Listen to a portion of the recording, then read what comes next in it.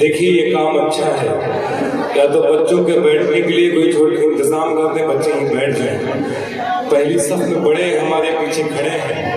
ان کو بیٹھنے کا موقع ملے۔ معصوم بچوں کے لیے اگر آگے کچھ بچھا دیا گیا ہوتا تو بہتر ہوتا ہے۔ یہ نئی نسل ہے۔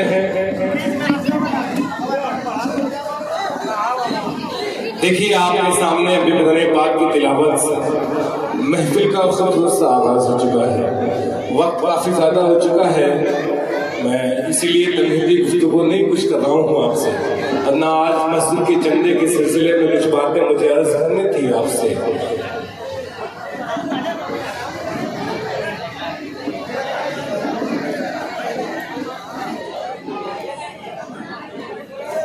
آئیے اب میں اس شخصیت کے حضور آپ کو لے چلتا ہوں جس کی چند منٹ کی بات اگر آپ نے سن لیا اور سن کر اس پر عمل کر لیا آپ نے تو انشاءاللہ آپ کی دنیا اور آخرت دونوں سمجھ جائے گی، کیونکہ وہ ایسے موقع پہ اور ایسے موضوع پہ بولتے ہیں کہ آپ یقین جانیے میں کئی بار ان کا بیان سنا ہوں خیر آباد میں، یہ پہلی بار میں آج نہیں آیا ہوں، لیکن اتراری میں اور اس ٹنکی کے نیچے جو مشاعرہ ہو رہا ہے یہاں میں پہلی بار آیا ہوں۔ آپ کے گاؤں میں میری کئی بار حاضری آپ کے دیار میں آپ کے علاقے میں ہوئی ہے، میں نے ان کا بیان سنا ہے، مجھے خود ان سے بڑی محبت ہے ان کے بیان سے بھی۔ میں چاہتا ہوں حضرت مولانا ضیاء الدین صاحب سے کہ چند باتیں ہمارے لیے اور نئی نسلوں کے لیے، تاکہ نئی نسلوں کو کس طریقے سے آج کل نئی نسلیں ہماری کہاں جا رہی ہیں، کیسے ہیں، اور مسجد کے سلسلے میں جو بات ابھی آپ کے سامنے رکھی جائے گی یقین جانیے آپ کے علم میں اضافہ ہوگا ان کی باتوں کو سن کر کے۔ میں حضرت والا سے گزارش کرتا ہوں چند قیمتی باتوں سے آپ ہمیں نوازیں۔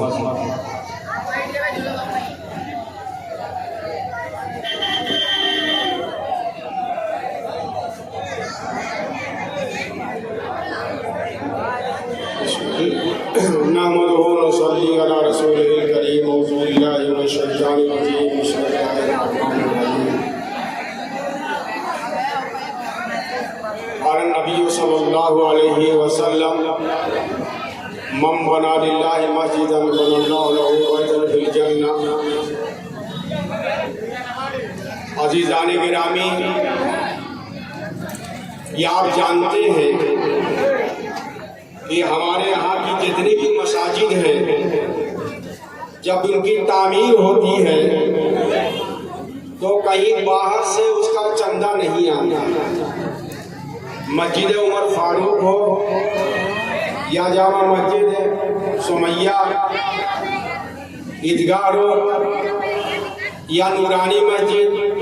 جتنی بھی مسجدیں ہمارے خیر آباد میں بنی ہیں اور اس کی تزئین ہوئی ہے، اس کی تکمیل ہوئی ہے، یہ اللہ کا بڑا کرم ہے کہ خیر آباد کے نوجوانوں نے، یہاں کے بزرگوں نے، یہاں کی ماؤں اور بہنوں نے دل کھول کر کے مسجد کے بنانے میں حصہ لیا ہے اور ایک تاریخ رقم کی ہے۔ آج یہ نعتیہ مشاعرہ مسجد سمیہ کی انتظامیہ کمیٹی نے اس لیے رکھا ہے کہ مسجد سمیہ کا کچھ اہم کام ابھی رہ گیا ہے، ورنہ اتنی شاندار مسجد جو اندر سے بھی بن کر کے تیار ہے، ٹائلز وغیرہ لگ چکی ہے، اس کی پینٹنگ بھی ہو چکی ہے، او پی ٹی بھی ہو چکی ہے، لیکن باہر کا جو حصہ ہے وہ ابھی خالی ہے اور وضو خانہ بھی اچھے طریقے سے بنانا ہے تاکہ زیادہ سے زیادہ لوگ وضو کر سکیں، کیونکہ جمعہ کے دن بھیڑ زیادہ ہو جاتی ہے۔ اور تیسری سب سے بڑی پریشانی جو ہے استنجا خانہ کی، استنجا خانہ بہت تنگ ہو رہا ہے اور پریشانی ہوتی ہے، اور اس کے منتظم جناب حاجی صغیر احمد صاحب دلال یہ رات دن کوشاں رہتے ہیں مولانا عزیز الرحمان صاحب مفتاحی جن کی صدارت میں آج کا یہ مشاعرہ رکھا گیا ہے، کسی وجہ سے وہ ابھی آ نہیں سکے ہیں۔ یہ حضرات ہمیشہ کوشش کرتے رہے کہ اس مسجد کو جتنی جلد ممکن ہو سکے آپ حضرات مکمل کرا دیں۔ دیکھیں، مسجد بنانے کا اور مسجد کی تعمیر میں حصہ لینا یہ ایک مومن کے ایمان کی علامت ہے۔ انما یامر مساجد اللہ من آمن باللہ والیوم الآخر واقام الصلاۃ وآتى الزکاۃ ولم یخش الا اللہ۔ اللہ میں نے کہا کہ مسجد وہی لوگ بناتے ہیں، آباد کرتے ہیں جو اللہ پر ایمان لاتے ہیں، آخرت کے دن پر ایمان لاتے ہیں، نماز پڑھتے ہیں، زکوٰۃ دیتے ہیں اور اللہ کے علاوہ کسی سے ڈرتے رہتے۔ اور اللہ کے رسول صلی اللہ علیہ وسلم نے فرمایا کہ جس نے بھی مسجد بنائی، چاہے چھوٹی مسجد بنائے چاہے بڑی مسجد بنائے، اور مسجد کے بنانے میں جس طریقے سے بھی وہ حصہ لے، چندہ دے کر کے، 1000 روپیہ دے کر کے، 100 روپیہ دے کر کے،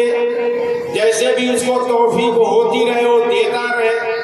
تو اللہ تعالیٰ اس کے لیے جنت میں مکان بنائیں گے اپنی شان کے مطابق۔ یہ معلوم یہ ہوا کہ مسجد بنانے والوں کو جنت میں جانا ہے اگر وہ اللہ کے لیے مسجد کا چندہ دیتے ہیں تب۔ اور اللہ کا لاکھ لاکھ شکر ہے کہ ہمارے خیر آباد میں جس محلے میں بھی چندہ ہوتا ہے اس میں بہت بڑھ چڑھ کے حصہ لیتے ہیں، اور ہمارے اطراری کے نوجوانوں میں، یہاں کے بڑے لوگوں میں، یہاں کی ماؤں میں اللہ تعالیٰ نے بہت حوصلہ رکھا ہے۔ اور اتفاق یہ بھی ایک بڑی خوبی ہے کہ محلے کی مسجد محلے ہی کے لوگوں کی زیادہ قربانی ہوتی ہے۔ یوں تو گاؤں کے سبھی لوگ چندہ دیتے ہیں حسب توفیق، لیکن یہ چھوٹے چھوٹے چندے جو ہماری مائیں اپنے بچوں سے بھجواتی ہیں، ہمارے نوجوان اپنی جیب خرچ سے اس کو دیتے ہیں، اور 100 روپیہ 50 روپیہ بڑی آسانی سے خوشی کے ساتھ دے دیتے ہیں، یہ ایک بہت بڑا کارنامہ ہے۔ اور یہی ایک سبب میں سمجھتا ہوں کہ اللہ تعالیٰ نے خیر آباد میں خیر رکھا۔ ہمیشہ یہ بستی مشہور رہی، یہاں کے لوگ مشہور رہے کہ یہاں کے لوگ بہت زیادہ مل جل کر کے جب بھی کوئی موقع آتا ہے رفاہی کام کا، غریبوں کی مدد کرنے کا، چندہ دینے کا، مسجد بنوانے کا، مسجد کو سنوارنے کا، تو یہ کبھی پیچھے نہیں رہے چاہے حالات جیسے بھی ہو۔ اور یہ تو وقت ہی ہے قربانی دینے کا۔ ابھی آپ نے ہزاروں روپے کا جانور لیا اور اس کی قربانی اللہ کے راستے میں کی، قربانی مال کی بھی ہے۔ ایسے موقع پر اگر آپ کی جیب سے 100 200 1000 500 روپیہ اگر مسجد کے لیے نکلتا ہے تو یہ بھی اسی قربانی میں شمار ہوگا، اس لیے کہ اللہ تعالیٰ نے فرمایا ہے ان اللہ اشتری من المؤمنین انفسهم واموالهم بان لهم الجنہ۔ ابھی قاری محمد طائف صلی اللہ علیہ وسلم قرات کر رہے تھے کہ اللہ تعالیٰ نے مسلمانوں سے ان کی جانوں کو اور ان کے مالوں کو خرید لیا ہے کہ ان کو جنت دے گا، اور یہ قربانی ہے۔ اس میں مجھے امید ہے کہ آپ حضرات پیچھے نہیں رہیں گے، اور ہمارے بڑے معزز شعراء آئے ہوئے ہیں، ان کو دعوت دی ہے اس تہوار کے موقع پر، قربانی کا دن، لیکن ان کے اندر بھی ایک شوق ہے، ایک لگن ہے کہ ہم بھی اس مسجد کے بنانے میں حصہ لیں۔ اور اس موقع پر آپ جو بھی ان کے پڑھنے پر، ان کے ترنم پر، ان کے کلام پر ان کو جو نوازیں گے، یہ سب اللہ کے بندے اللہ کے راستے میں مسجد کو دے دیں گے۔ یہ ہزاروں روپیہ پاتے ہیں، 10,000 20,000 پر ان کا وقت لیا جاتا ہے۔ تابش ریحان صاحب ہوں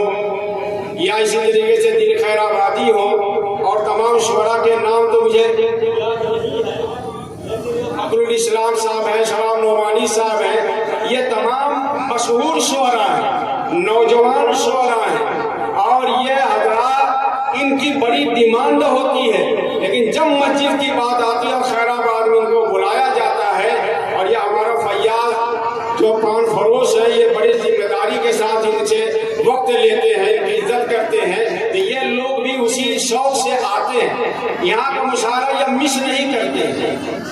آپ حضرات جو بھی ان کے کلام کو سن کر کے ان کی داد بھی دیجیے گا، اس لیے کہ ایک شاعر کا سب سے بڑا انعام اس کا داد دینا ہے۔ غور سے سنیے، داد دیجیے، اس میں بخل مت لیجیے، سبحان اللہ، اللہ اکبر، تاکہ ان کا ایک حوصلہ بڑھے۔ اور یہ سب کچھ ہوگا اگر آپ کی نیت میں مسجد کا تعاون اور اللہ کے لیے ہے، تو یہ آپ کے ثواب میں لکھا جائے گا۔ شعراء خوش ہو کر کے جائیں گے، اور تھوڑا بہت ان کے آنے جانے کا جو خرچ ہے وہ ان کو دیا جائے گا، یہ قبول کرے گا، ورنہ 10,000 15,000 سے کم یہ لینے والے نہیں ہیں۔ یہ ہے آپ کے مسلمانوں کے نوجوان شعراء کا دین سے تعلق، ہمارے نوجوان خیر آباد کے اطراری کے نوجوانوں کا وہ جذبہ، ہماری ماؤں کا وہ جذبہ، ہماری بہنوں کا وہ جذبہ، جی جب بھی ان کو پکارا گیا، جہاں نورانی مسجد کا کام چل رہا ہے اس میں بھی آپ کو حصہ لینا ہے، اور سمیہ کا بھی کام چل رہا ہے اس میں بھی حصہ لینا ہے، اور جب اللہ کے راستے میں خرچ کیا جاتا ہے تو اللہ کا وعدہ ہے کہ میں تم کو کبھی نقصان میں نہیں رکھوں گا، کبھی تمہارا گھاٹا نہیں۔ وقتی طور سے تو معلوم ہوتا ہے کہ گھاٹا ہے، جا رہی رقم، بڑا لمبا خرچہ ہوا ہے، لیکن بخدا یہ کہہ رہا ہوں کہ اگر اخلاص کے ساتھ یہ چندہ دیا جائے اور شوق سے دیا جائے تو پورے طریقے سے اللہ کے دربار میں قبول بھی ہوتا ہے اور اس کا انعام بھی ہوتا ہے۔ ہمارے بہت ہی عزیز تابش ریحان صاحب بھی تشریف لے آ چکے ہیں اور اسٹیج پر چڑھ رہے ہیں، آپ ان کو دیکھ بھی سکتے ہیں، ایسے دن بھی شاید آئیں گے۔ یہ تابش ریحان صاحب کا معاملہ آپ جانتے ہیں، بہار میں ان کی بڑی ڈیمانڈ ہے۔ میں جب بھی بہار میں سفر کرتا ہوں اور وہاں کے لوگوں کو تو دو ہی نام پوچھتا ہے، ایک دل خیر آبادی اور ایک تابش ریحان۔ اور ابھی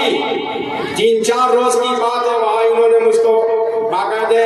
میسج کیا کہ مولانا آپ کے بڑے مشہور شاگرد کے ساتھ میں بیٹھا ہوں، آپ کا تذکرہ کر رہے ہیں۔ تو یہ تابش مسلسل رابطے میں بھی رہتے ہیں اور تعلق بھی رکھتے ہیں، اور جب بھی خیر آباد میں ان کو دعوت دی جاتی ہے تو ہم لوگ کی محبت میں اپنا دوسرا پروگرام چھوڑ کر کے یہاں تشریف لاتے ہیں، اور یہ تابش تشریف لا چکے ہیں۔ یہ چند باتیں آپ لوگوں کو میں نے اس لیے بتائی کہ آج کے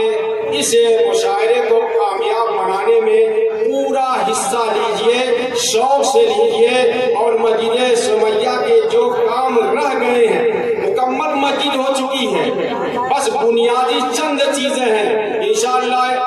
یہ بھی آپ مکمل کرا دیں گے۔ اور جب بھی اس میں جمعہ پڑھنے جاتے ہیں یا جب بھی میں اس میں خطاب کرتا ہوں جمعہ کو، تو مسجد کو دیکھ کر کے مجھے دل سے دعا نکلتی ہے کہ حاجی شبیر احمد صاحب نے خون پسینہ ایک کر دیا ہے اس کے تعمیر میں، اس کی تزئین میں اور اس کے بنوانے میں۔ ہمارے مولانا الرحمان صاحب نے بڑی قربانیاں دی ہیں، اور ارشاد پردھان مکمل تعاون کرتے ہیں، اور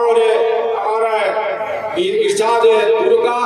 یہ سب تعاون کرتے ہیں۔ فیاض صاحب کو اللہ تعالیٰ جزائے خیر دے، آخر دعوانا الحمدللہ۔ رجب علی صاحب شیروانی سے کہوں گا کہ باقاعدہ پروگرام کو آگے بڑھائیں، اور جیسے بھی یہ ترتیب بنائے ہوئے ہیں اسی اعتبار سے شعراء کو پکاریں گے، لیکن کسی بھی شاعر کو داد دینے سے چوکیے گا مت۔ لہجہ الگ ہوگا، کلام الگ ہوگا، اور اس میں بھی ایک نیا لطف آتا ہے